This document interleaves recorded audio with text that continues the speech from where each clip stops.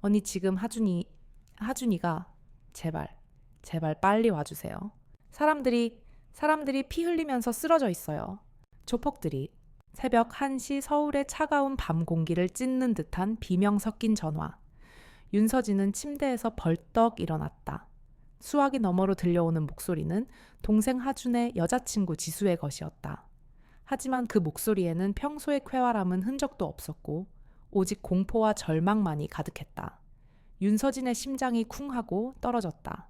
그녀의 머릿속에 섬광처럼 떠오르는 것은 하준의 얼굴, 그녀의 삶의 유일한 이유였다.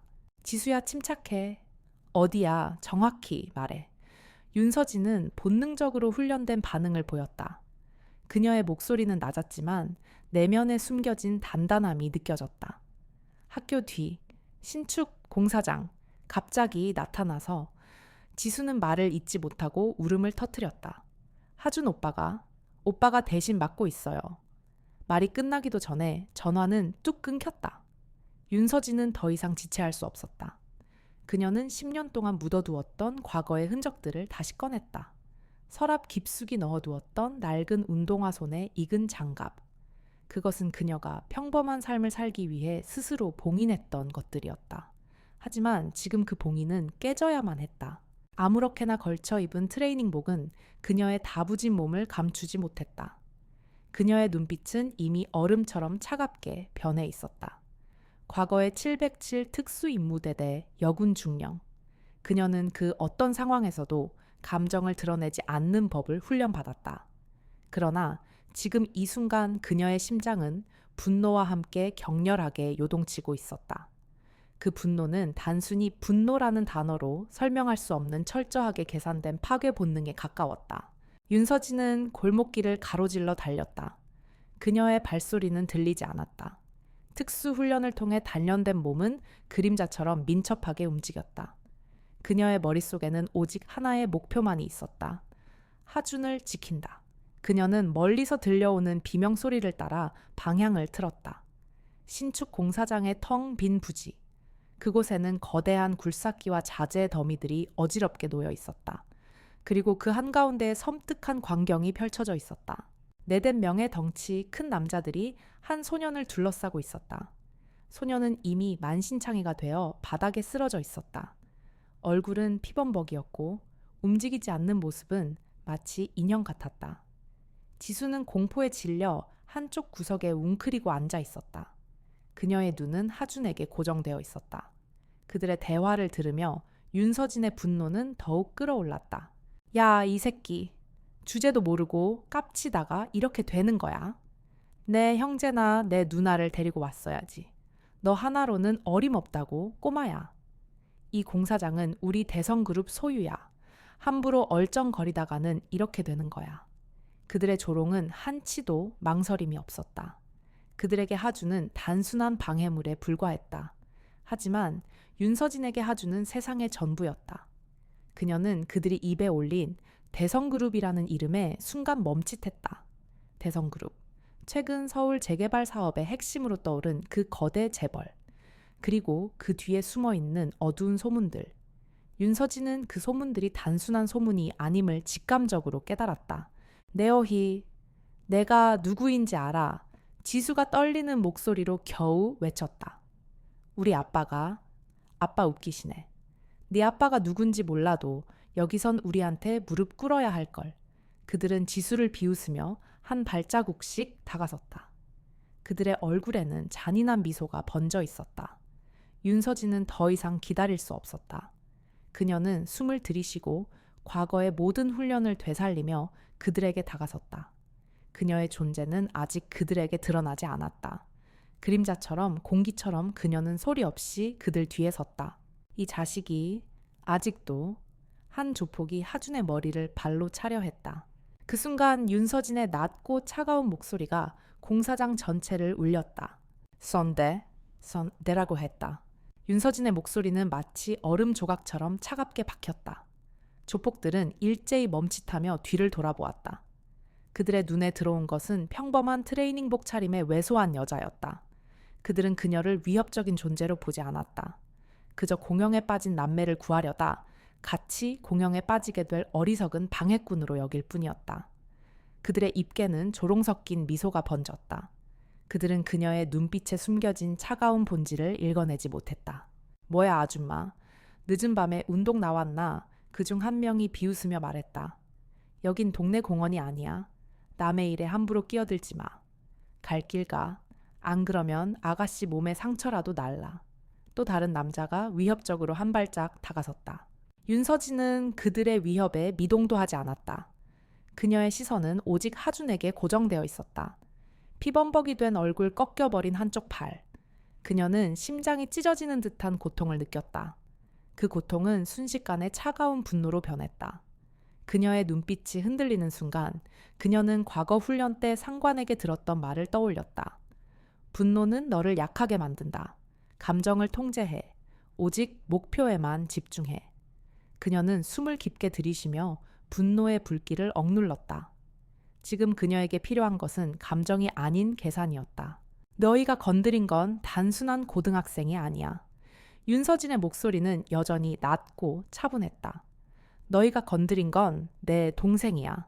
하하하, 하하, 어쩌라고. 동생 잃고 싶지 않으면 조용히 꺼져. 그 순간 한 남자가 윤서진에게 달려들었다. 그의 주먹은 거대했고 둔탁한 소리를 내며 바람을 갈랐다. 하지만 윤서진의 눈에는 그 주먹의 움직임이 마치 슬로우 모션처럼 보였다. 그녀는 가볍게 몸을 틀어 주먹을 피했다. 그녀의 발이 살짝 들리는가 싶더니 곧바로 남자의 무릎 관절을 정확히 가격했다. 푹 소리와 함께 남자는 고통스러운 비명을 지르며 바닥에 무너졌다. 그의 무릎은 끔찍한 각도로 꺾여 있었다. 다른 조폭들이 경악하며 멈춰섰다. 그들의 눈빛에는 방금 전까지의 오만함 대신 혼란과 두려움이 스며들기 시작했다. 뭐야? 너, 하는 년이야. 윤서진은 대답하지 않았다. 그녀는 쓰러진 남자를 내려다보며 차갑게 말했다. 무릎으로 걸어 다닐 수는 있겠네. 그녀의 목소리는 비웃음이 아닌 현실적인 진단이었다. 그녀는 군 복무 시절 수많은 임무에서 상대방의 신체 부위를 정확히 파악하고 최소한의 힘으로 최대의 효과를 내는 법을 터득했다. 그녀의 목표는 상대를 죽이는 것이 아닌 무력화시키는 것이었다. 이 미친년이 다 같이 덤벼 남은 조폭들이 동시에 윤서진에게 달려들었다. 그러나 그들의 움직임은 둔탁했고 예측 가능했다. 윤서진은 그들의 움직임을 계산하고 그들의 공격 경로를 미리 예측했다. 한 명의 주먹을 피하며 다른 한 명의 팔을 비틀었다. 뼈가 어긋나는 소리가 났다. 다른 한 명의 발을 걸어 넘어뜨리고 남은 한 명의 목을 조르며 바닥에 내리쳤다. 모든 움직임은 일사불란했고 단 3초도 걸리지 않았다. 그들이 달려들었을 때의 모습은 야생의 짐승 같았지만 바닥에 쓰러졌을 때의 그들은 그저 고통에 신음하는 어린아이들 같았다. 너희가 말한 대로 이 공사장은 이제부터 쓰레기장이야. 윤서진은 차갑게 말했다. 너희들 같은 쓰레기들로 가득한. 그녀는 조폭들의 셔츠에 손을 뻗어 휴대폰과 지갑을 빼냈다. 누구에게 연락하면 되는지 말해. 너희를 대신해서 이 모든 것을 책임질 사람. 그게 무슨 소리야. 너희는 꼬리일 뿐이잖아. 꼬리는 잘라내면 그만이지. 나는 몸통을 원해. 윤서진은 무덤덤한 표정으로 그들을 내려다보았다. 몸통이 누군지 말해. 안 그러면. 그녀는 조폭의 부러진 손가락을 발로 지그시 눌렀다. 조폭은 고통에 몸부림쳤다. 대성건설. 회장님 아들이. 한승준. 그래, 이제야 말이 통하는군. 윤서진은 만족스러운 표정을 지었다. 그녀는 그들의 신분증과 함께 휴대폰을 들고 일어섰다. 그녀는 고통스러워하는 하준을 향해 천천히 걸어갔다. 지수는 여전히 떨고 있었다. 윤서진은 하준의 상태를 살폈다. 그의 팔은 끔찍한 각도로 꺾여 있었고 얼굴에는 깊은 상처가 나 있었다. 그러나 가장 심각한 것은 그의 눈이었다. 초점을 잃은 눈동자. 윤서진은 본능적으로 가장 최악의 상황을 떠올렸다. 두부 외상. 그녀는 서둘러 119에 신고하고 하준을 조심스럽게 안아 올렸다. 하준아, 누나 왔다. 괜찮아, 괜찮아. 그녀의 목소리는 떨렸지만 그 속에는 절대적인 확신이 담겨 있었다. 그녀는 하준을 안전한 곳으로 옮겼다. 그곳은 더 이상 조폭들의 무대가 아닌 그녀가 시작할 복수의 첫 번째 장이었다. 윤서진은 피범벅이 된 하준을 품에 안고 병원으로 향했다. 그녀의 차가운 눈빛은 흔들림이 없었지만 품에 안긴 동생의 축 늘어진 몸은 그녀의 심장을 찢어놓는 것 같았다. 구급차가 도착했고 하준은 들것에 실려 응급실로 옮겨졌다. 윤서진은 구급대원들에게 사건 현장과 하준의 상태를 정확하게 설명했다. 마치 기계처럼 감정이라고는 전혀 없는 차분한 목소리였다. 그녀의 머릿속에는 오직 하준의 상태와 그를 이렇게 만든 자들에 대한 정보만이 가득했다. 응급실 복도는 차가운 소독약 냄새로 가득했다. 윤서진은 하준의 수술이 진행되는 동안 차가운 의자에 앉아 있었다. 그녀의 손은 주먹을 꽉 쥐고 있었다. 그녀는 하준의 유일한 가족이었고 그를 지키지 못한 것에 대한 죄책감과 분노가 그녀의 내부를 갉아먹고 있었다. 그녀는 자신을 용서할 수 없었다. 그녀가 잠시 방심한 사이에 그녀의 세상이 무너지고 있었다. 그때 경찰 제복을 입은 남자가 그녀에게 다가왔다. 그의 이름표에는 박동규라는 세 글자가 박혀 있었다. 그는 피곤한 표정으로 윤서진을 내려다보았다. 피해자 가족 되십니까? 목격자 진술 좀 들어야겠습니다. 그의 말투에는 관심이라곤 찾아볼 수 없었다. 마치 지겹고 귀찮은 일을 처리하는 듯한 태도였다. 윤서진은 그런 그의 태도에 분노가 치밀었지만 꾹 참았다. 저는 피해자의 누나입니다. 제 동생을 이렇게 만든 자들을 잡아주십시오. 그녀의 목소리는 차분했지만 그 안에는 강철 같은 의지가 담겨 있었다. 박동규는 한숨을 쉬며 노트북을 켰다. 일단 진술하세요. 싸움이 있었던 겁니까? 아니면 그는 말을 흐렸다. 어떤 상황이었죠? 윤서진은 모든 것을 정확하게 설명했다. 조폭들의 그들이 했던 말, 그리고 그들의 행동. 그녀는 그들이 소속을 대성건설이라고 밝혔다고 덧붙였다. 그녀의 말에 박동규는 코웃음을 쳤다. 대성건설이요? 그건 좀... 피해자분이 혹시 그쪽이랑 무슨 원한이 있었던 건 아닙니까? 제 동생은 평범한 고등학생입니다. 원한 관계일 이유가 없습니다. 그리고 저는 그들이 말하는 것을 똑똑히 들었습니다. 윤서진의 목소리가 조금씩 높아졌다. 그들은 신축 공사 부지 문제 때문에 제 동생을 이렇게 만들었다고 했습니다. 박동규는 그녀의 말을 건성으로 듣는 척하며 턱을 괴고는 딴청을 부렸다. 알겠습니다. 진술은 잘 들었습니다. 그런데 현장에는 CCTV도 없고 목격자도 없어서 수사가 좀 어려울 것 같네요.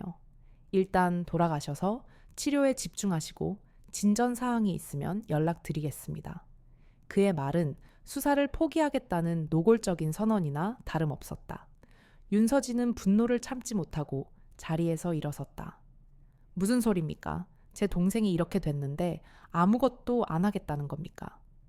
그들의 신분을 파악했고 그들이 소속을 밝혔는데 왜 수사가 어렵다는 거죠? 박동규의 얼굴에서 미소가 사라졌다. 그는 싸늘한 눈빛으로 윤서진을 쏘아보았다. 이봐요 아가씨, 우리도 바쁜 사람들입니다. 단순 폭행 사건에 매달릴 시간이 없다고요. 그리고 대성건설 그쪽이랑은 엮이지 않는 게 신상에 좋을 겁니다.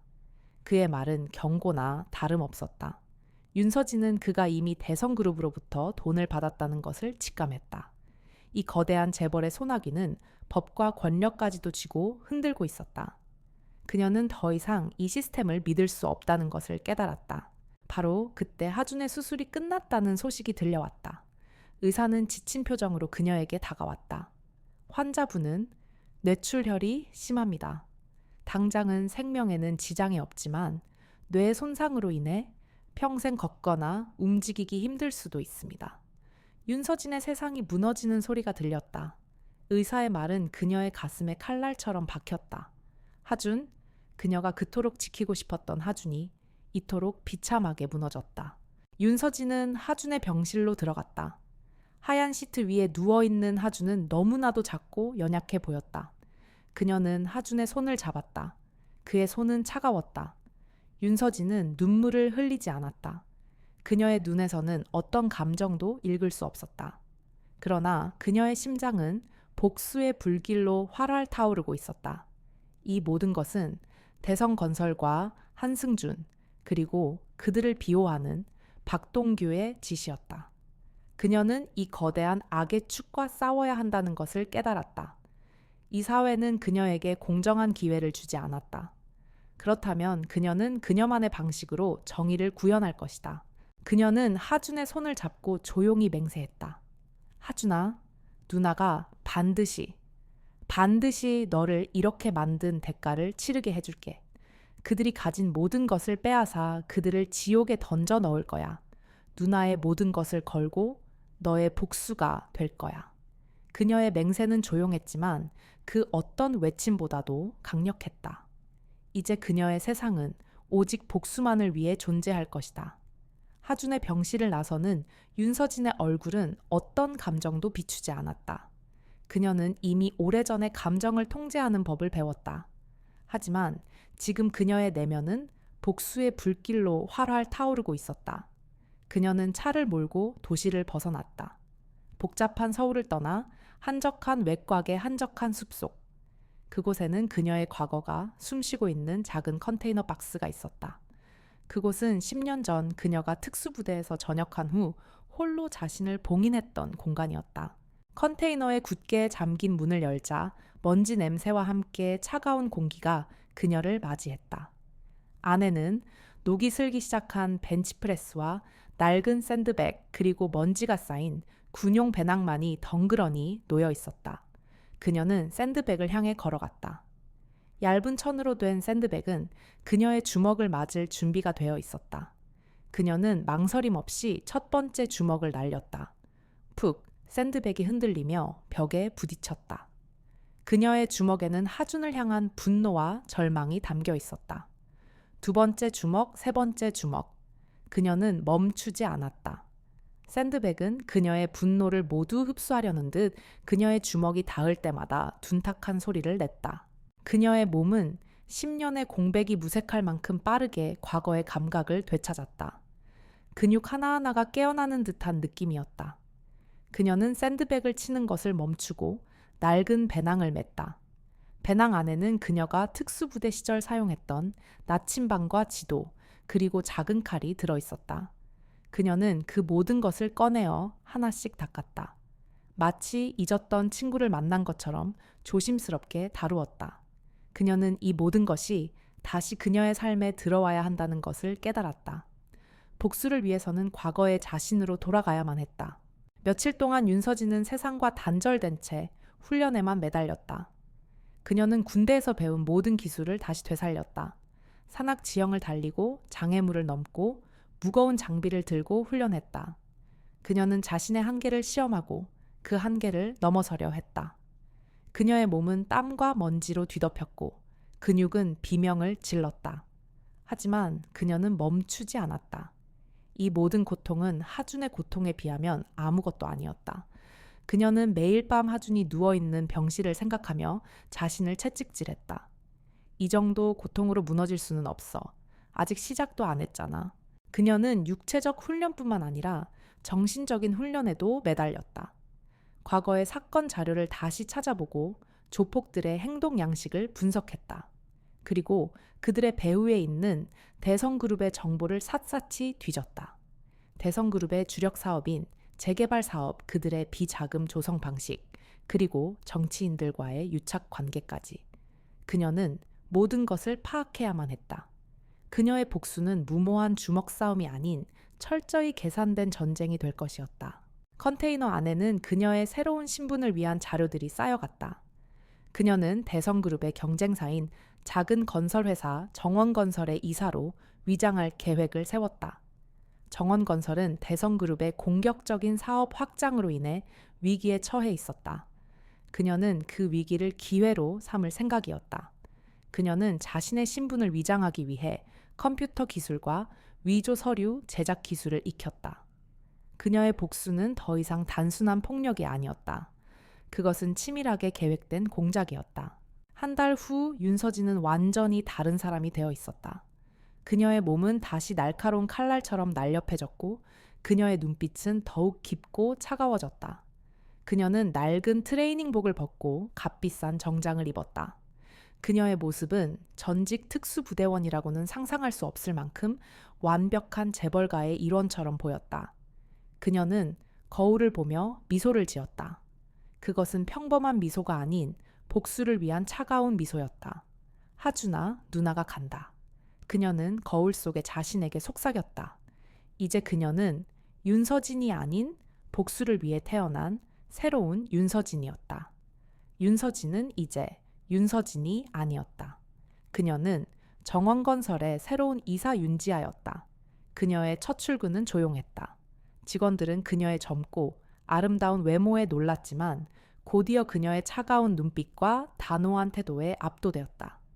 윤지아는 도착하자마자 회사의 모든 재정 상태와 사업 보고서를 샅샅이 검토했다.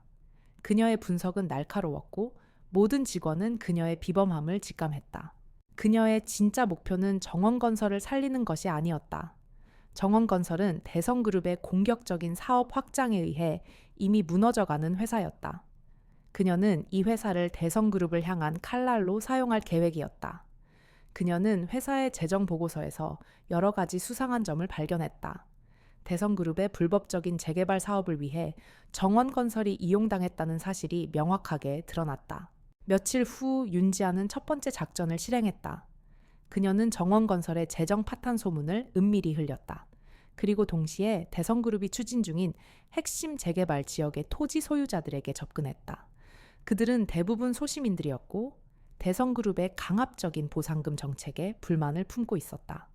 윤지아는 그들에게 대성그룹의 불법 행위와 함께 그녀가 그들을 도울 수 있는 유일한 희망이라는 것을 설득했다.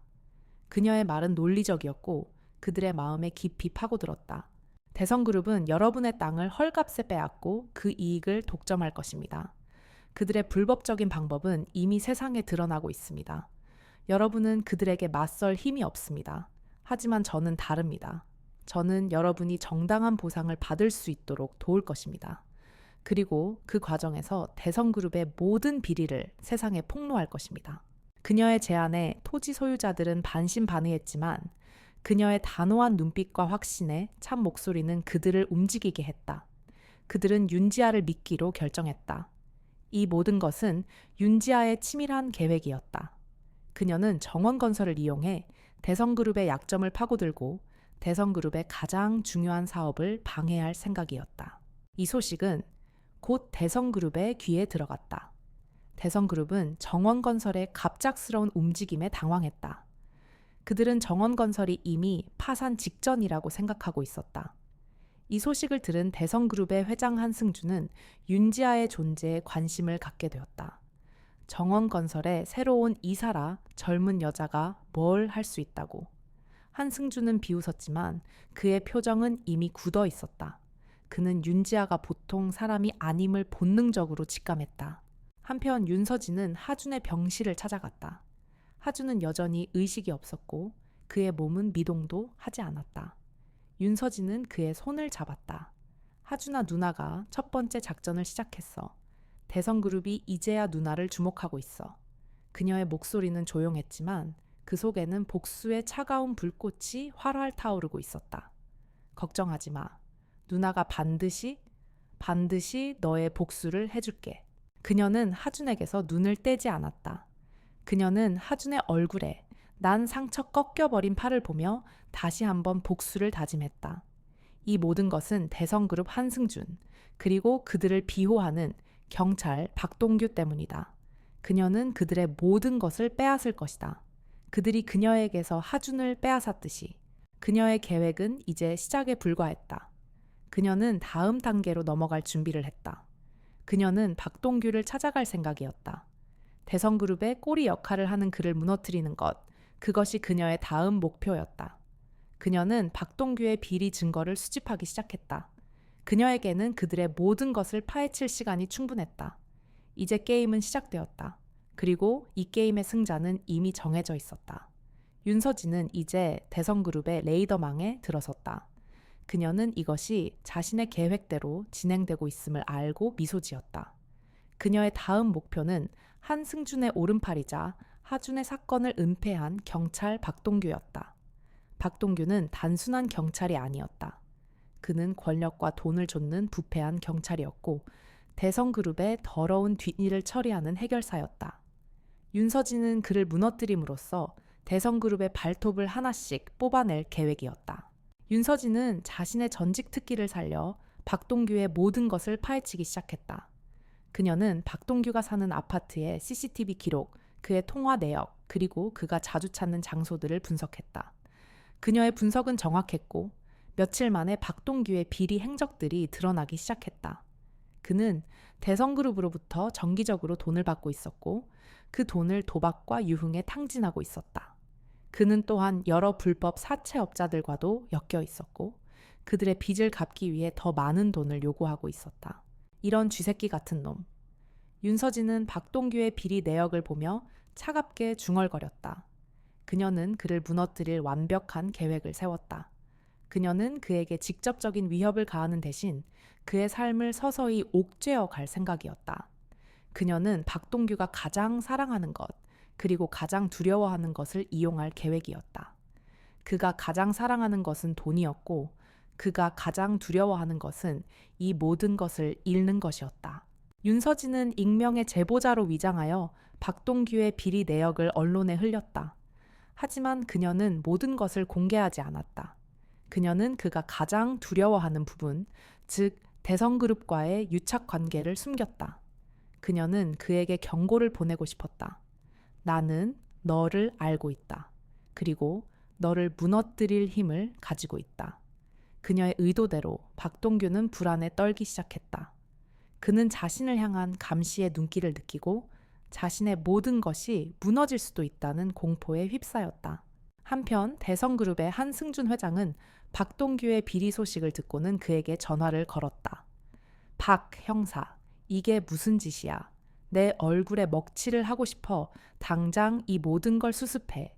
한승준의 목소리는 분노로 가득 차 있었다. 박동규는 벌벌 떨며 변명했다. 회장님, 저는 모르는 일입니다. 갑자기 이런 기사가 왜 났는지 모르겠습니다. 한승준은 그의 변명을 믿지 않았다. 어쨌든 이번 일 제대로 수습해. 못하면 알지? 한승준의 목소리에는 잔인함이 담겨 있었다. 박동규는 절망에 빠졌다. 그는 자신을 노리는 미스터리한 존재의 그림자를 느끼고 있었다. 그는 이 모든 것이 윤서진 때문이라고는 상상도 하지 못했다. 그는 오직 자신이 파놓은 함정에 빠져 허우적거릴 뿐이었다. 윤서진은 이 모든 것을 지켜보며 차가운 미소를 지었다. 이제야 시작이야. 박동규, 네가 내 동생에게 했던 짓을 이제 내가 너에게 돌려줄 시간이야. 그녀의 눈빛은 복수의 불길로 활활 타오르고 있었다. 그녀는 박동규의 삶을 서서히 무너뜨릴 준비가 되어 있었다. 박동규는 한승준 회장의 분노를 감당하기 위해 몸부림쳤다. 그는 자신의 뒤를 캐는 존재가 누구인지 알아내려 했지만 윤서진의 흔적은 완벽하게 지워져 있었다. 그녀는 전직 특수부대원답게 모든 정보의 출처를 숨기고 익명성을 유지했다. 박동규는 결국 미스터리한 제보자에게 먼저 연락하기로 결정했다. 그는 자신의 휴대폰으로 알 수 없는 번호로 문자를 보냈다. 누구십니까? 왜 저를 괴롭히는 겁니까? 윤서진은 그의 문자를 확인하고 미소 지었다. 그녀의 미소는 차가웠고 잔인했다. 이제야 미끼를 물었군. 그녀는 그에게 답장을 보냈다. 당신이 가장 두려워하는 것을 알고 있습니다. 그리고 당신이 한 짓도 알고 있습니다. 박동규는 떨리는 손으로 문자를 읽었다. 당신이 원하는 게 뭡니까? 돈입니까? 원하는 만큼 주겠습니다. 제발 저를 내버려 두십시오. 나는 돈에 관심 없습니다. 당신의 목숨도 원하지 않습니다. 윤서진은 다시 문자를 보냈다. 내가 원하는 것은 당신이 그동안 저지른 모든 죄를 세상에 밝히는 것입니다. 그리고 당신의 배후에 있는 자들을 알려주는 것입니다. 박동규는 절망에 빠졌다. 그는 모든 것을 잃게 될 수도 있다는 공포에 휩싸였다. 그는 다시 윤서진에게 연락했다. 당신 정말 누구십니까? 나는 당신이 가장 두려워하는 사람입니다. 그의 공포는 극에 달했다. 그는 더 이상 이 상황을 혼자 해결할 수 없다는 것을 깨달았다. 그는 대성그룹의 회장 한승준에게 도움을 요청하기 위해 연락했다. 회장님, 저를 노리는 사람이 있습니다. 저를 다 알고 있습니다. 대성건설과의 관계까지. 한승준은 박동규의 겁에 질린 목소리를 듣고는 짜증을 냈다. 이 쓸모없는 놈, 내가 그런 놈까지 일일이 신경 써야 하나? 네가 알아서 해결해. 한승준은 전화를 끊어버렸다. 박동규는 절망에 무릎을 꿇었다. 그는 버려졌다. 윤서진은 이 모든 것을 지켜보고 있었다. 그녀는 박동규가 더 이상 한승준에게 도움을 받을 수 없다는 것을 확인했다. 이제 그녀는 다음 단계로 넘어갈 준비를 했다. 그녀는 박동규가 도박과 유흥에 탕진한 돈의 출처를 추적했다. 그 결과 그가 한승준의 비자금 통로를 이용했다는 사실을 알게 되었다. 그것은 한승준의 비리를 세상에 폭로할 결정적인 증거였다. 윤서진은 익명으로 박동규에게 모든 증거를 보냈다. 그리고 마지막 문자를 보냈다. 선택은 당신에게 달려 있습니다. 모든 것을 잃고 감옥에 가거나 아니면 모든 것을 폭로하고 스스로 목숨을 끊거나. 박동규는 두려움에 휩싸였다. 그는 이제 더 이상 도망칠 곳이 없다는 것을 깨달았다. 그는 자신의 인생이 끝났다는 것을 직감했다. 그에게 남은 것은 오직 절망과 공포뿐이었다. 한편 윤서진은 하준의 병실을 찾아갔다. 하준은 여전히 의식이 없었고 그녀는 그의 손을 잡았다. 하준아, 이제 첫 번째 복수가 끝났어. 이제 그들에게 너의 고통을 갚아줄 시간이야. 그녀의 목소리는 차분했지만 그 안에는 복수의 차가운 불꽃이 활활 타오르고 있었다. 그녀는 박동규가 어떤 선택을 할지 알고 있었다. 그리고 그의 선택이 어떤 결과를 가져올지도 알고 있었다. 그녀의 복수는 이제 막 시작되었을 뿐이었다. 박동규는 자신의 휴대폰 화면을 응시하며 떨고 있었다. 윤서진이 보낸 증거들은 너무나도 완벽했다. 대성그룹으로부터 받은 검은 돈의 입출금 내역 한승준과 주고받은 은밀한 메시지들, 그리고 하준의 사건을 은폐하기 위해 조작한 문서들까지. 모든 것이 그의 죄를 명백히 드러내고 있었다. 그는 자신이 파멸의 구렁텅이에 빠졌음을 깨달았다. 그는 한승준에게 버림받았고 윤서진에게 쫓기고 있었다. 그에게 남은 것은 오직 절망뿐이었다. 그는 마지막으로 한승준에게 전화를 걸었다. 회장님, 저를 버리시면 안 됩니다. 제가 회장님의 모든 것을 알고 있습니다. 제가 죽으면 회장님도 무사하지 못할 겁니다. 그의 목소리는 울먹였고 비굴함으로 가득했다. 한승준은 짜증 섞인 목소리로 말했다. 시끄러워? 네가 뭘 안다고? 쓸데없는 소리 하지 말고 조용히 사라져. 그게 너한테도 좋아. 한승준은 전화를 끊고 박동규의 번호를 차단했다. 박동규는 모든 것을 잃었다. 그가 평생을 바쳐 쌓아온 부와 명예가 한순간에 무너졌다. 그는 절망에 빠져 거리로 나섰다. 그의 눈에는 눈물이 흘렀다. 그 눈물은 후회의 눈물이 아닌 억울함과 분노의 눈물이었다. 왜 나만 이렇게 돼야 해? 그는 자신이 한 짓을 돌아보지 않았다. 오직 자신에게 닥친 불행만을 생각했다. 윤서진은 이 모든 것을 지켜보고 있었다. 그녀는 박동규가 마지막으로 한승준에게 버림받는 순간을 확인했다. 그녀는 그가 얼마나 절망에 빠졌을지 상상했다. 그녀는 그에게서 하준의 고통을 엿보았다. 그것은 그녀에게 작은 만족감을 주었다. 그러나 그것은 시작에 불과했다. 그녀는 박동규가 스스로 무너지기를 기다렸다. 그녀는 그가 자신의 죄를 인정하고 모든 것을 폭로하기를 바랐다. 박동규는 결국 자신이 갇힌 덫에서 벗어날 방법을 찾지 못했다. 그는 며칠 동안 술에 취해 거리를 배회했다. 그의 모습은 마치 길 잃은 유령 같았다. 그러다 그는 우연히 하준의 병실을 찾아갔다. 그는 자신의 눈으로 하준의 비참한 모습을 확인했다. 그의 마음속에 있던 작은 양심이 깨어나는 듯했다. 그러나 그것은 잠시뿐이었다. 그는 다시 한번 한승준에게 복수하려는 마음을 먹었다. 그를 이렇게 만든 자들에게 모든 것을 돌려주겠다는 복수심이 그의 마음을 지배했다. 박동규는 자신의 모든 비리를 담은 USB를 들고 검찰청으로 향했다. 그는 자신이 모든 것을 폭로하고 한승준을 끌어내릴 생각이었다.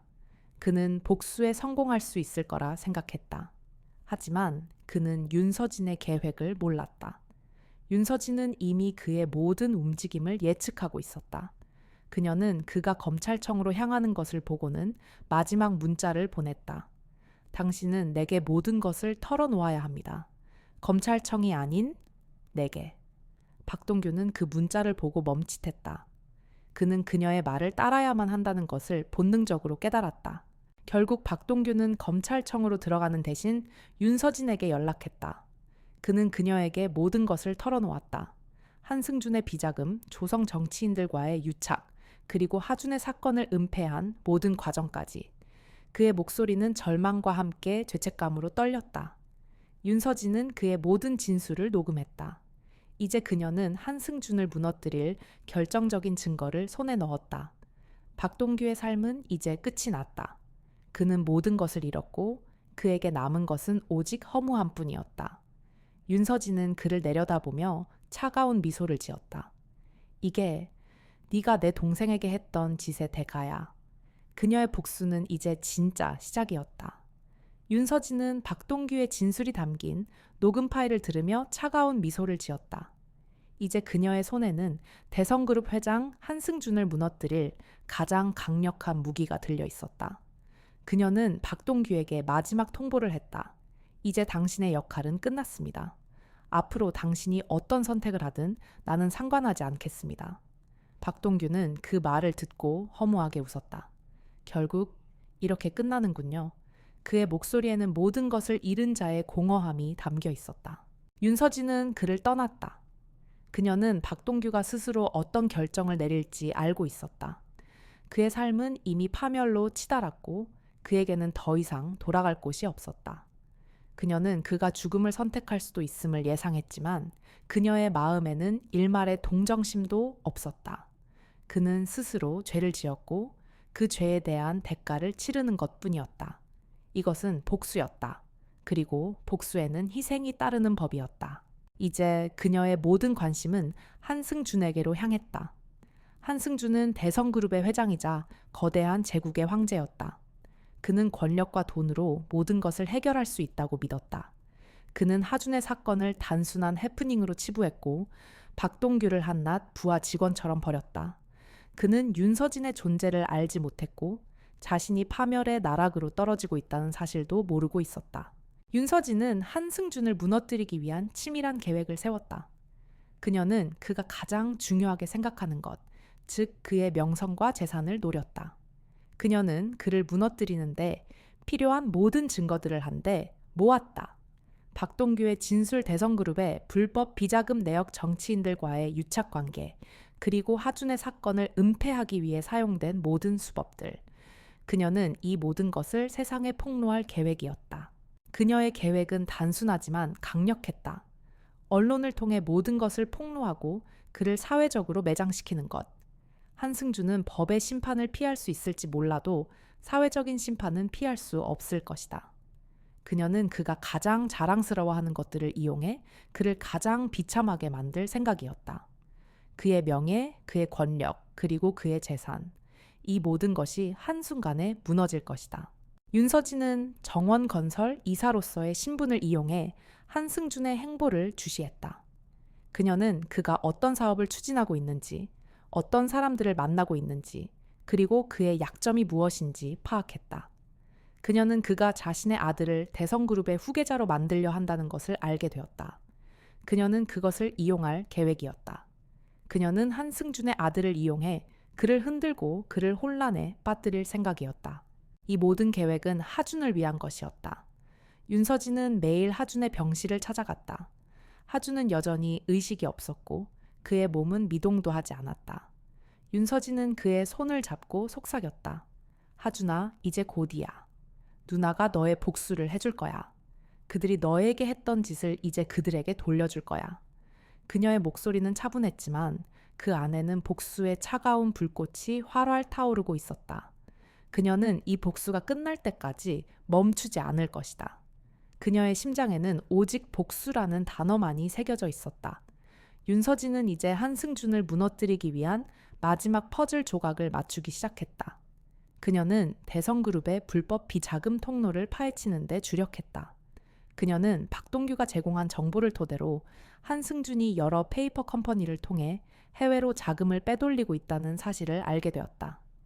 이 자금은 대성그룹이 재개발 사업을 추진하는 과정에서 발생한 불법적인 이익금과 정치인들에게 제공된 뇌물이었다. 윤서진은 이 모든 것을 증명할 수 있는 결정적인 증거를 확보해야만 했다. 그녀는 해킹 기술을 이용해 대성그룹의 전산망에 침투했다. 그녀의 해킹 실력은 전직 특수부대원답게 뛰어났고 그녀는 누구의 의심도 사지 않고 내부 정보를 빼낼 수 있었다. 그녀는 한승준의 비자금 내역 정치인들과의 통화 녹취록 그리고 하준의 사건을 은폐하기 위해 사용된 모든 증거들을 확보했다. 이 모든 증거들은 그녀가 원하는 때에 세상에 폭로될 준비가 되어 있었다. 한편 대성그룹의 회장 한승준은 윤서진의 존재를 아직도 알지 못했다.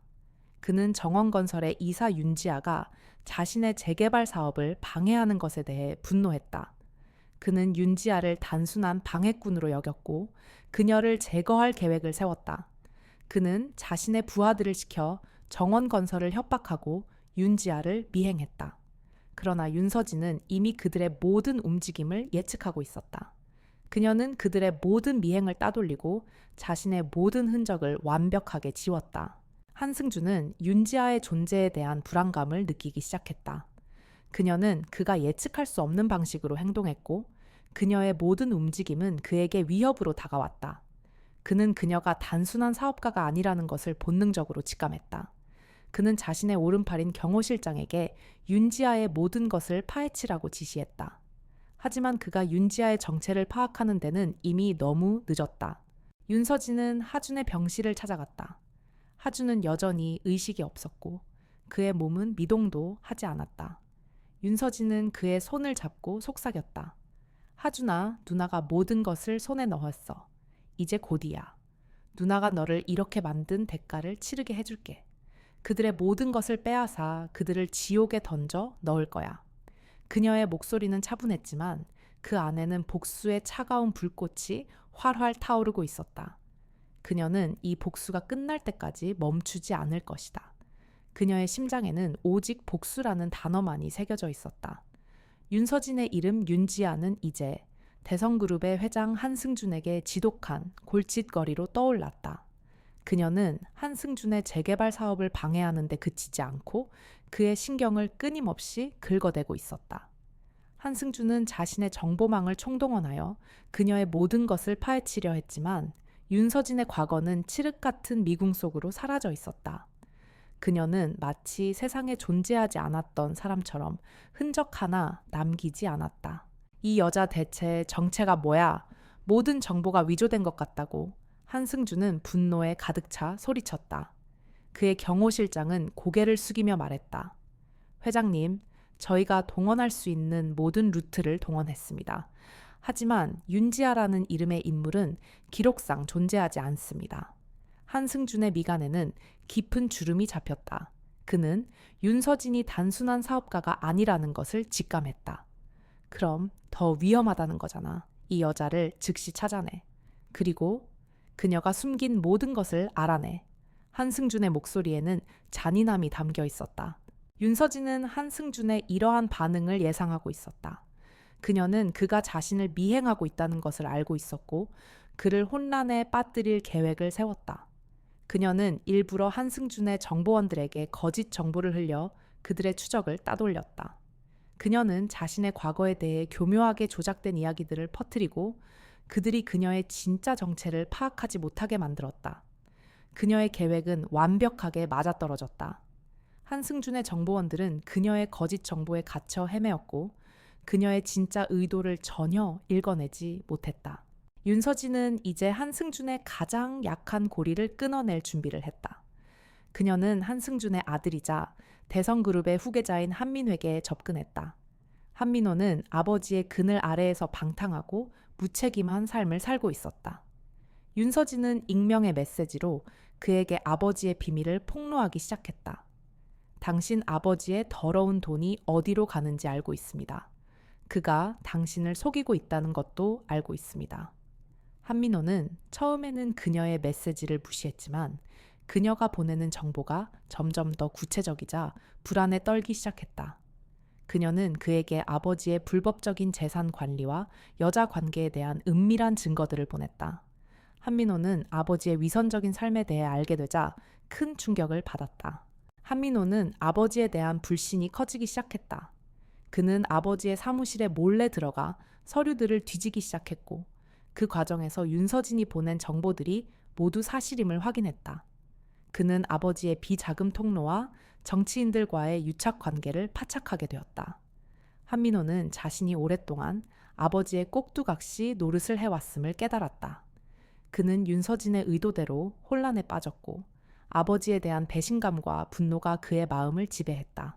윤서진은 이 모든 것을 지켜보며 차가운 미소를 지었다. 그녀는 한승준과 한민호의 관계를 이용해 그들의 심리를 흔들고 그들을 서로 불신하게 만들었다. 그녀는 그들이 서로를 파괴하도록 만들고 그들의 왕국을 내부로부터 무너뜨릴 생각이었다. 그녀의 복수는 이제 단순한 폭력을 넘어 상대방의 가장 깊은 곳을 파고드는 심리전으로 진화했다. 이 모든 것은 하준을 위한 복수였지만 그녀의 내면은 이미 복수의 차가운 불꽃으로 가득 차 있었다. 한승준은 윤지아라는 이름의 존재가 자신의 신경을 긁는 것을 넘어 이제 자신의 왕국을 위협하고 있다는 것을 직감했다. 그는 그녀의 모든 움직임에 민감하게 반응했고 그녀의 다음 수를 예측하려 애썼다. 그러나 윤서진의 움직임은 예측 불가능했다. 그녀는 그가 가장 예상하지 못했던 방식으로 그를 공격했다. 윤서진은 대성그룹이 후원하는 자선 갈라 행사장에 나타났다. 이 행사는 한승준이 자신의 명성을 과시하고 유력 정치인들과 사업가들에게 자신의 영향력을 보여주는 중요한 자리였다. 한승준은 윤서진이 이곳에 나타날 것이라고는 상상도 못했다. 그의 눈에 들어온 그녀의 모습은 완벽했다. 값비싼 드레스를 입고 차갑고 도도한 미소를 짓고 있는 그녀는 마치 다른 세상의 사람 같았다. 한승준은 그녀를 보자마자 불쾌한 감정을 느꼈다. 윤서진은 그를 향해 곧장 걸어갔다. 그녀의 발걸음은 자신감 넘쳤고 그녀의 눈빛은 마치 맹수가 먹이를 노리는 것처럼 날카로웠다. 그녀는 한승준의 눈앞에 섰고 그를 향해 미소를 지었다. 한승준 회장님 처음 뵙겠습니다. 정원건설의 윤지아 이사입니다. 그녀의 목소리는 부드러웠지만 그 안에는 강철 같은 차가움이 숨겨져 있었다. 한승준은 그녀의 인사에 대답하지 않았다. 그는 그녀를 위아래로 훑어보았다. 윤지아, 이사라. 듣던 대로 대단하시군. 감히 내 사업을 방해할 생각을 하다니. 그의 목소리에는 경멸과 함께 위협이 담겨 있었다. 그런데 이 자리에 무슨 일로 오셨지? 여기는 당신 같은 사람이 올 곳이 아닐 텐데. 왜 아니겠습니까? 저도 회장님처럼 사업가인데요. 윤서진은 그의 말을 비웃는 듯 미소를 지었다. 그리고 저는 회장님께 드릴 말씀이 좀 있어서요. 아주 중요한 말씀. 한승준은 그녀의 도발적인 태도에 불쾌함을 감추지 못했다. 무슨 헛소리를 하려는 건가? 지금 당장 내 앞에서 사라져. 그는 그녀를 무시하고 자리를 뜨려 했다. 하지만 윤서진은 그의 팔을 잡았다. 그녀의 소나기는 믿을 수 없을 정도로 강했다. 한승준은 그녀의 힘에 놀라 멈칫했다. 손 놔. 그는 낮게 으르렁거렸다. 회장님, 제가 당신의 아들을 만나고 있다는 사실을 알고 있습니까? 윤서진은 속삭였다. 그녀의 목소리는 오직 한승준에게만 들렸다. 당신의 아들은 당신이 감추고 싶어하는 모든 것을 알고 싶어합니다. 당신의 불법적인 비자금 통로 그리고 당신이 사람들을 잔인하게 짓밟아온 모든 행위들. 한승준의 눈이 커졌다. 그는 그녀의 말에 충격을 받았다. 그는 자신의 아들 한민호가 그녀에게 속고 있다는 사실을 깨달았다. 그는 분노에 가득 찬 눈빛으로 윤서진을 노려보았다. 당신, 대체 누구야? 그는 소리쳤다. 그의 목소리에는 공포가 스며들어 있었다. 그는 그녀가 단순한 사업가가 아니라는 것을 확신했다. 그녀는 자신을 노리고 있었다. 자신의 가장 약한 고리를 끊어내려 하고 있었다. 저는 회장님께서 한때 아주 하찮게 여겼던, 그래서 잊어버렸던 사람입니다. 윤서진은 차갑게 말했다. 하지만 이제 저는 당신이 가장 두려워하는 사람이 될 겁니다. 그녀는 그의 팔을 놓았고 그에게서 등을 돌렸다. 한승준은 그녀의 뒷모습을 보며 분노와 공포에 떨었다. 그는 그녀의 존재가 자신을 파멸로 이끌 것이라는 것을 직감했다. 그는 자신의 경호원들에게 윤서진을 쫓으라고 지시했다. 하지만 이미 늦었다. 윤서진은 군중 속으로 사라졌다. 한승준과의 기싸움 이후 윤서진은 더욱 치밀하게 움직였다. 그녀는 한승준이 자신의 모든 것을 파헤치려 할 것이라는 것을 알고 있었고 그에게 잘못된 정보를 흘려 그를 혼란에 빠뜨렸다. 그녀의 목표는 이제 한승준을 무너뜨리는 것뿐만 아니라 그의 심리를 파괴하는 것이었다. 그녀는 그가 가장 두려워하는 것, 즉 그의 명성을 이용하기로 했다. 윤서진은 익명의 제보자로 위장하여 한승준의 비자금 조성에 대한 정보를 언론에 흘렸다.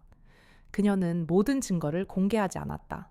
그녀는 기자들에게 일부 정보만을 흘려 그들이 스스로 진실을 파헤치도록 유도했다. 그녀의 계획은 완벽하게 맞아떨어졌다. 기자들은 한승준의 비자금 의혹에 대해 보도하기 시작했고 대성그룹은 주가 폭락을 경험했다. 한승준은 분노에 가득 찼다. 그는 이 모든 것이 윤지아, 즉 윤서진의 지시라는 것을 직감했다. 그 여자가 내 모든 것을 알고 있어. 한승준은 분노에 가득 찬 목소리로 소리쳤다. 그는 윤서진을 제거하기 위해 자신의 경호원들을 동원했다. 무슨 수를 써서라도 그 여자를 찾아내. 그리고 영원히 입을 닫아. 그의 목소리에는 잔인함이 담겨 있었다. 윤서진은 한승준의 이러한 반응을 예상하고 있었다. 그녀는 그의 경호원들을 따돌리기 위해 치밀한 작전을 세웠다. 그녀는 도시의 복잡한 골목과 인파를 이용해 그들의 추적을 따돌렸다. 그녀는 그들이 그녀를 잡을 수 없다는 것을 알고 있었다. 그녀는 그들을 가지고 놀았다. 마치 고양이가 쥐를 가지고 놀듯이 그녀는 그들을 쫓고 쫓기는 게임으로 끌어들였다. 그러나 그녀의 복수심은 그녀의 판단력을 흐리게 만들었다. 그녀는 한승준의 가장 약한 고리, 그의 아들 한민호를 이용해 그를 더욱 궁지에 몰아넣기로 했다. 그녀는 한민호에게 접근하여 그에게 아버지의 비자금 내역이 담긴 USB를 건네주었다. 이것은 당신 아버지의 모든 죄가 담겨 있는 것입니다. 당신 아버지의 진짜 모습을 알고 싶다면 이것을 보십시오. 그녀의 목소리는 차가웠지만 그 안에는 한민호의 호기심을 자극하는 무언가가 있었다. 한민호는 아버지의 비밀을 알고 싶어 했다. 그는 아버지의 사무실에 몰래 들어가 USB를 연결했다. USB에는 아버지의 불법적인 재산 관리와 비자금 내역이 담겨 있었다. 한민호는 충격을 받았다. 그는 아버지의 위선적인 삶에 대해 알게 되자 큰 충격을 받았다. 그는 윤서진에게 연락하여 아버지의 모든 죄를 세상에 폭로하고 싶다고 말했다. 하지만 이 모든 것은 윤서진의 계획이었다. 그녀는 한민호를 이용해 한승준을 협박하고 그를 무너뜨릴 생각이었다. 그녀는 한민호를 만나는 장소로 그가 가장 자주 가는 카페를 선택했다. 그곳은 한승준의 경호원들이 항상 감시하는 곳이었다. 윤서진은 한민호가 그곳에 나타나지 않을 것이라고 생각했다. 그러나 한민호는 윤서진의 메시지를 받고 아버지에 대한 복수심에 불타올라 그녀가 지정한 장소로 갔다. 그 순간 한승준의 경호원들이 한민호를 발견했다. 그들은 윤서진이 한민호를 납치하려 한다고 오해했다. 그들은 총을 겨누고 한민호에게 다가섰다. 한민호는 겁에 질려 도망치려 했다. 그 과정에서 총성이 울렸다. 한민호의 몸이 휘청거렸고 그는 바닥에 쓰러졌다. 그의 심장이 멈추는 소리가 들렸다. 윤서진은 모든 것을 지켜보며 충격을 받았다. 그녀는 자신이 한민호를 이용하려다 그를 죽음으로 내몰았다는 것을 깨달았다. 그녀의 복수는 이제 그녀의 손을 떠나 끔찍한 결과를 낳았다. 총성이 울리고 한민호가 쓰러지는 순간 윤서진의 세상은 정지했다. 그녀의 머릿속은 하얗게 비워졌고 오직 눈앞에 처참한 광경만이 선명하게 보였다. 피를 흘리며 바닥에 쓰러진 한민호, 그를 애워싼 한승준의 경호원들, 그리고 멀리서 들려오는 사람들의 비명소리. 이 모든 것은 그녀의 계획에 없었다. 그녀는 그저 한승준을 협박하기 위해 그의 아들을 이용하려 했을 뿐이었다.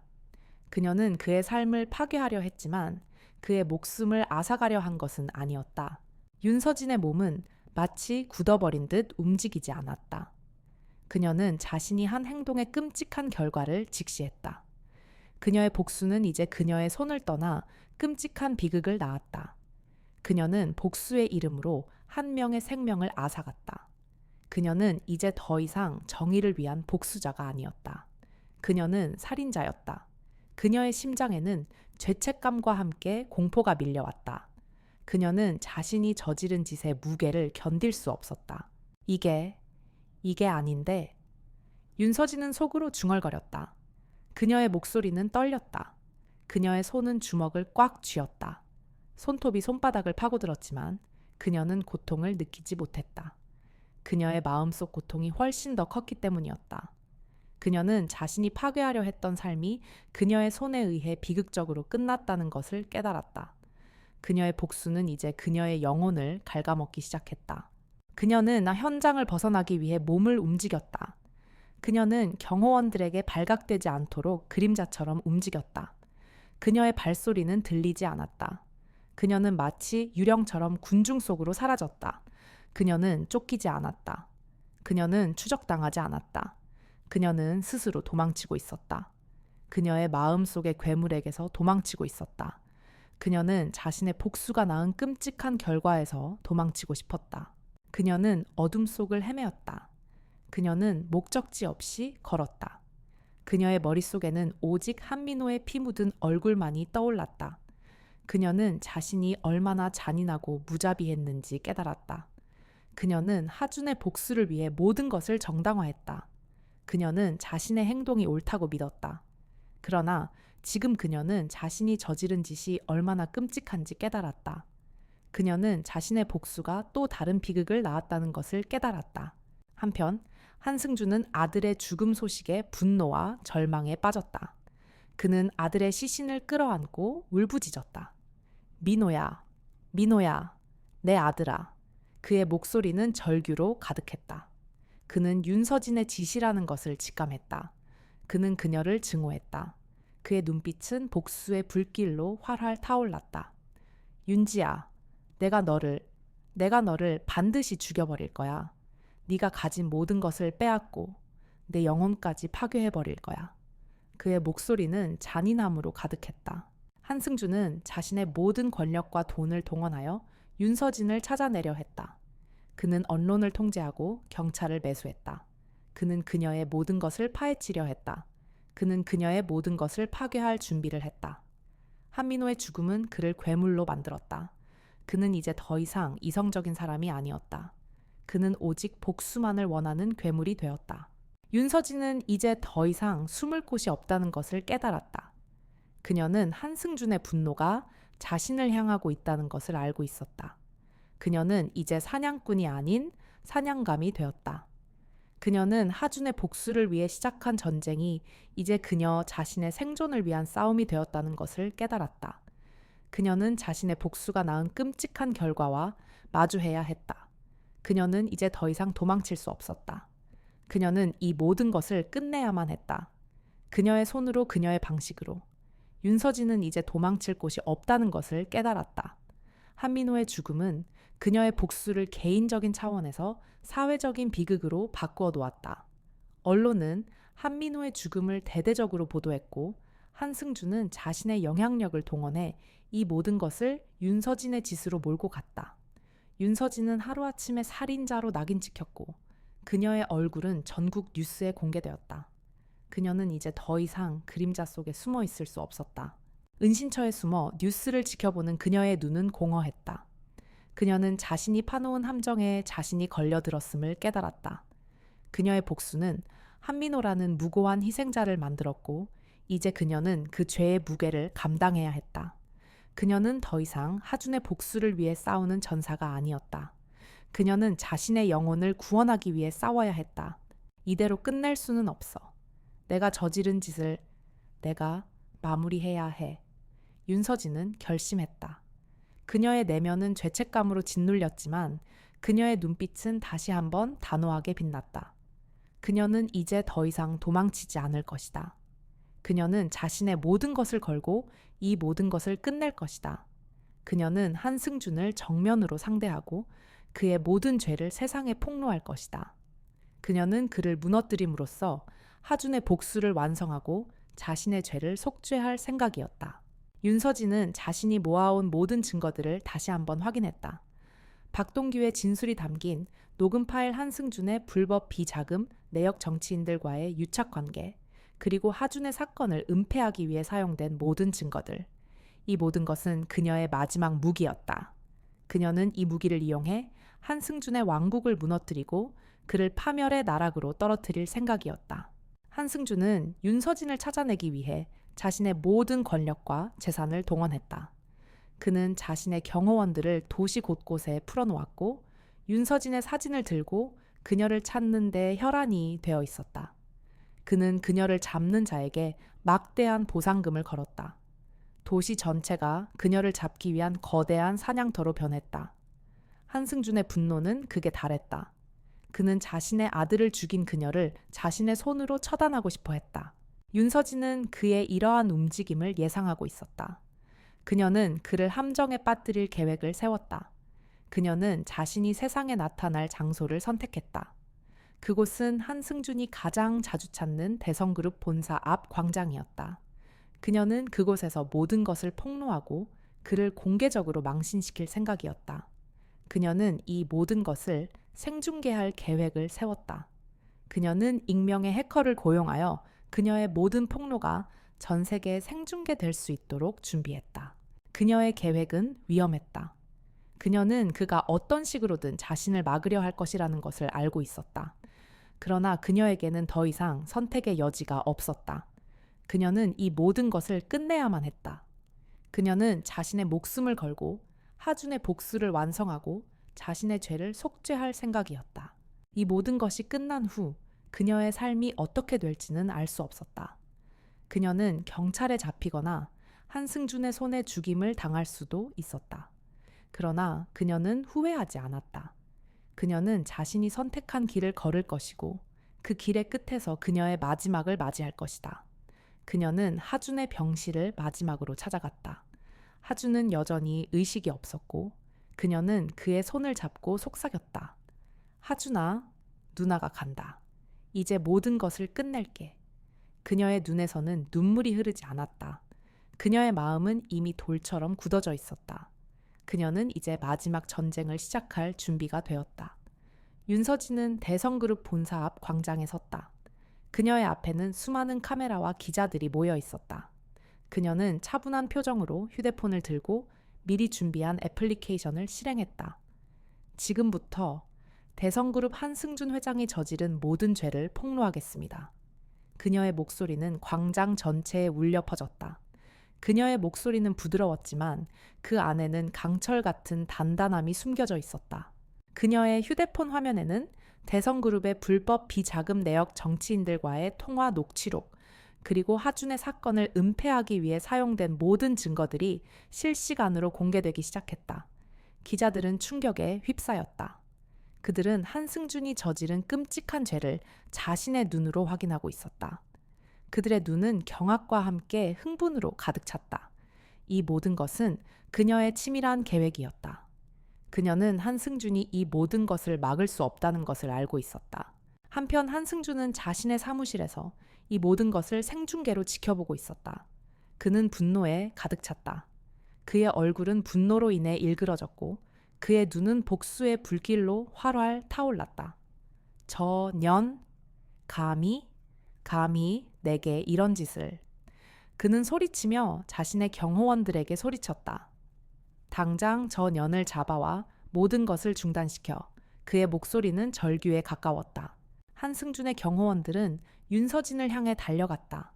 그러나 윤서진은 이미 그들의 움직임을 예상하고 있었다. 그녀는 그들을 따돌리기 위해 준비된 모든 것을 사용했다. 그녀는 군중 속으로 숨어들었고 그녀의 몸은 마치 그림자처럼 민첩하게 움직였다. 그녀는 그들의 추적을 따돌리고 그들을 혼란에 빠뜨렸다.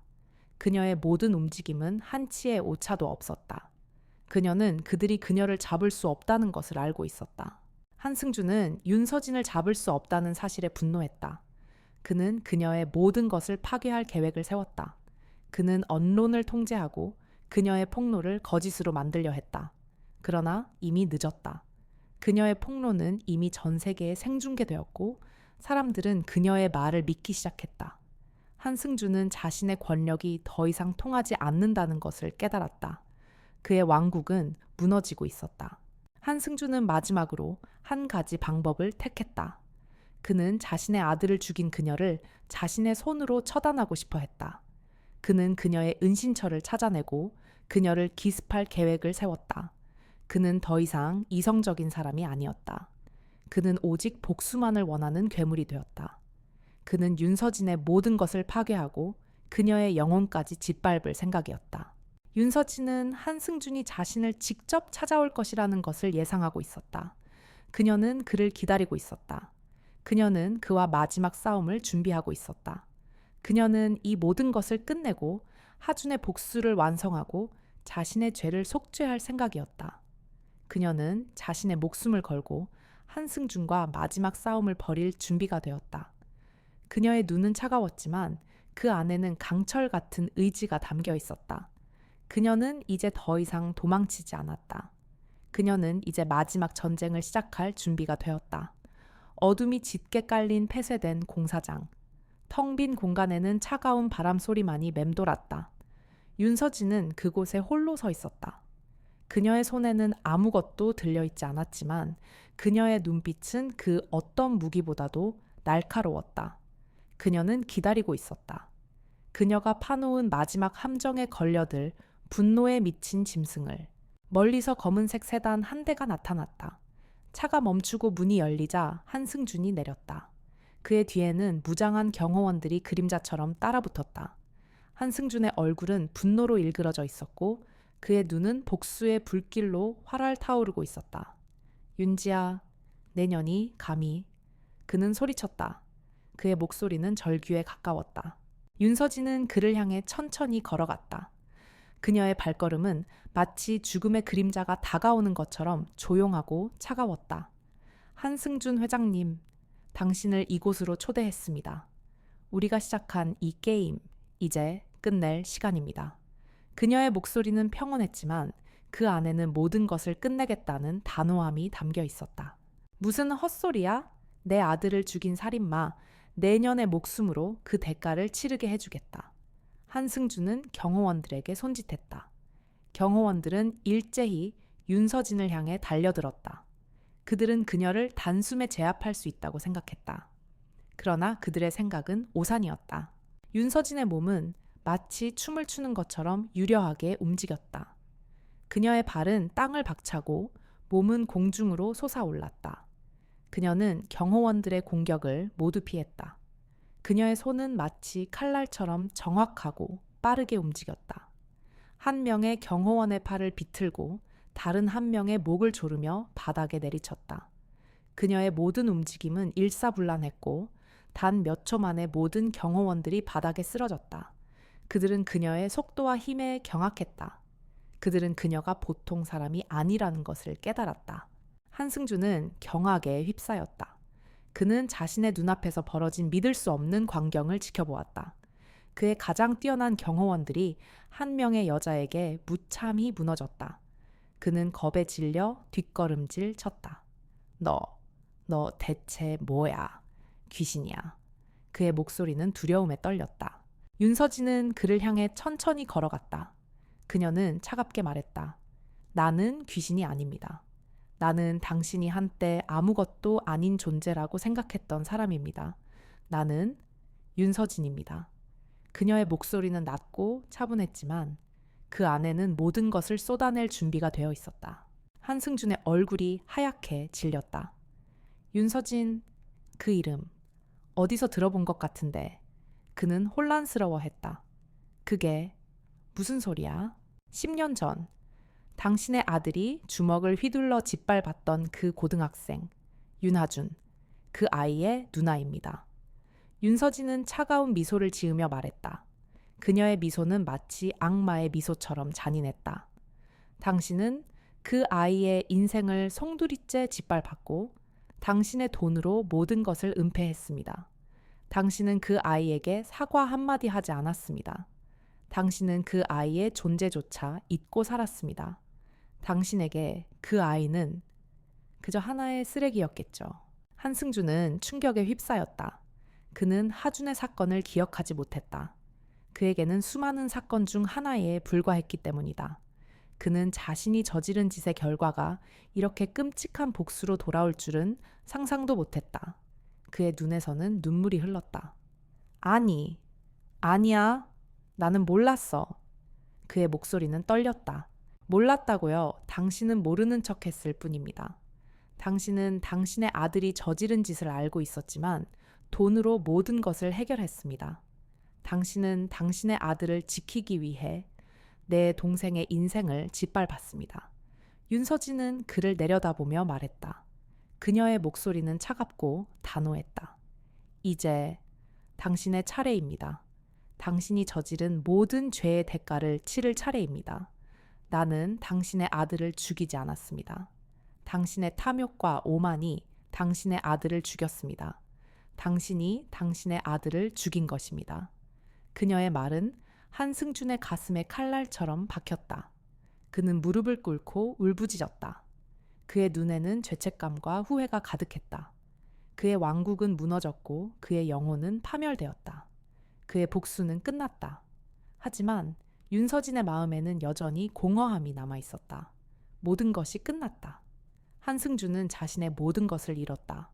대성그룹은 파산했고 그는 자신의 아들을 죽음으로 내몰았다는 죄책감과 함께 몰락했다.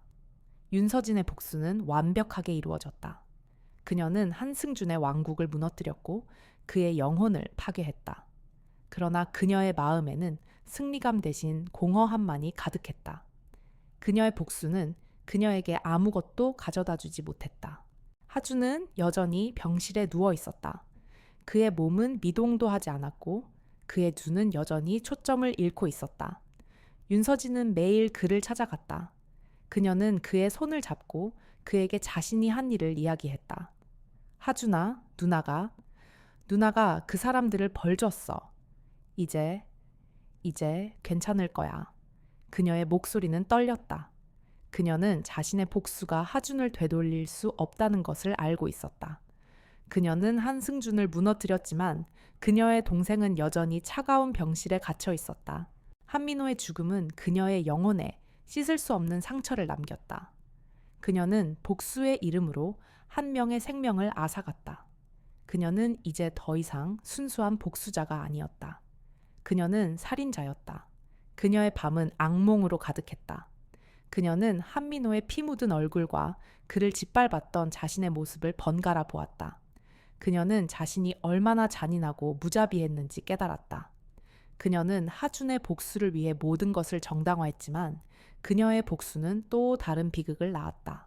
윤서진은 이제 자신의 삶이 어디로 향해야 할지 알 수 없었다. 그녀는 707 특수임무대대의 여군 중령이었다. 그녀는 나라를 지키기 위해 싸웠고 무고한 사람들을 보호하기 위해 훈련받았다. 그러나 그녀는 자신의 가장 소중한 것을 잃었고 복수를 위해 그녀의 모든 기술을 파괴에 사용했다. 그녀는 자신이 옳다고 믿었던 길이 결국 그녀를 파멸로 이끌었다는 것을 깨달았다. 어느 날 그녀는 하준의 병실에서 창밖을 바라보았다. 맑은 하늘 아래 사람들은 평화롭게 걸어 다니고 있었다. 그들은 그녀가 겪었던 고통을 알지 못했고 그녀가 저지른 짓을 알지 못했다. 그녀는 그들이 부러웠다. 평화롭고 순수하고 죄 없는 삶. 그녀는 더 이상 그런 삶을 살 수 없었다. 그녀의 눈에는 눈물이 흘렀다. 그녀의 눈물은 복수의 눈물이 아닌 후회와 절망의 눈물이었다. 그녀는 자신이 파괴한 모든 것을 되돌릴 수 없다는 것을 깨달았다. 그녀는 자신의 삶이 이제 끝났다는 것을 직감했다. 그녀는 모든 것을 내려놓았다.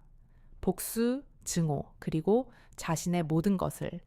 그녀는 더 이상 싸우지 않을 것이다. 그녀는 이제 모든 것을 받아들일 준비가 되었다. 그녀는 자신의 삶의 마지막 장을 쓰기 시작했다. 그녀의 이야기는 여기서 끝난다. 그녀의 복수는 완벽했지만 그 대가는 너무나도 컸다. 그녀는 자신이 저지른 짓의 무게를 감당해야 했고 그녀의 삶은 더 이상 예전으로 돌아갈 수 없었다. 그녀의 이야기는 우리에게 한 가지 교훈을 남긴다. 진정한 강함은 다른 사람을 파괴하는 것이 아니라 자신의 삶을 지키고 다른 사람을 일으켜 세우는 데 있다는 것을, 그리고 어떤 복수도 어떤 증오도 잃어버린 것을 되돌릴 수 없다는 것을. 댓글로 여러분의 소중한 의견과 감동을 나눠주세요. 좋아요와 구독은 저희 채널에 큰 힘이 됩니다. 더 많은 분들이 이 이야기를 접할 수 있도록 주변에 공유해 주시면 감사하겠습니다. 여러분의 관심과 응원 덕분에 저희는 더 좋은 이야기로 찾아뵐 수 있습니다.